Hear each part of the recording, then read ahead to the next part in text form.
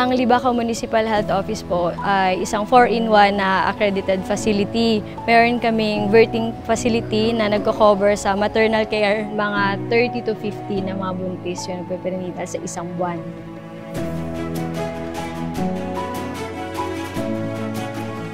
Yung mga panahon na yun, nagsastruggle talaga kami sa restroom. Naaawa ako sa mga buntis kasi parang yun lang, mismong CR lang, pinoproblema pa nila. Sinasamahan na lang ng staff namin, pababa, tapos paakyat, parang pabalik-balik, para walang mangyari sa kanila. Ako po bilang isang health worker, nagpo-frustrate ako. Parang basic need po yun ng ma-provide natin sa mga patients namin, pero hindi namin ma-provide.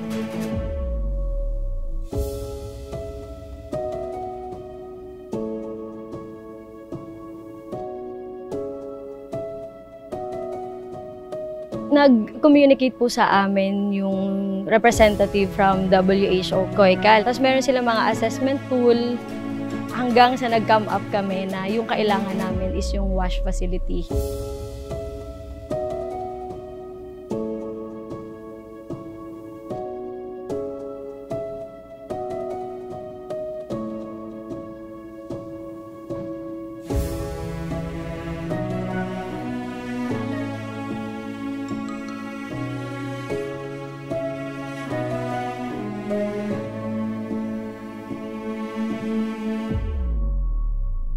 Dati po akong pasyente po dito sa birthing facility.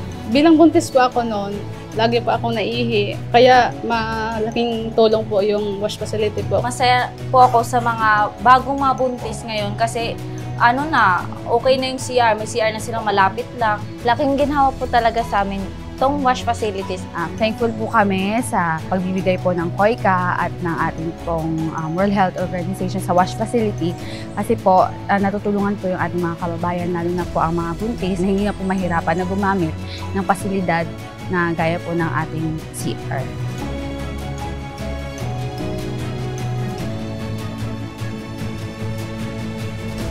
Sa ngayon po na meron na tayong dedicated na wash facility para sa mga buntis, naiiwasan na po natin ang pag-spread ng infection at na maintain po natin ang good proper hygiene ng mga buntis natin.